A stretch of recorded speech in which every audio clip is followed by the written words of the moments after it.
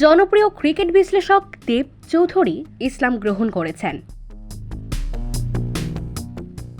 শুক্রবার পবিত্র জুমার নামাজের পর মিরপুর দারুস সালাম শাহী মসজিদে তিনি ইসলাম ধর্ম গ্রহণ করেন। দেব চৌধুরীকে শাহাদা অর্থাৎ ইসলামিক বিশ্বাসের ঘোষণাপত্র পড়ান দারুস সালাম মসজিদে খতিব এবং জনপ্রিয় ইসলামিক স্কলার আব্দুল হাই মোহাম্মদ সাইফুল্লাহ।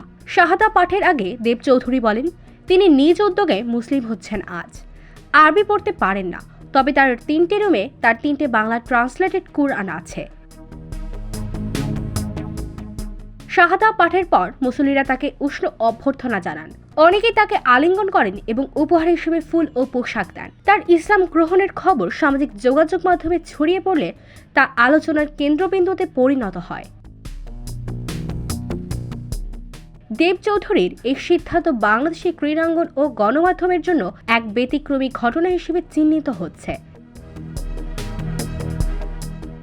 ইসলাম গ্রহণের পর তার নতুন নাম কি হবে এবং এই পরিবর্তন তার পেশাগত জীবনে কি প্রভাব ফেলবে তা নিয়েও কৌতূহল দেখা গিয়েছে।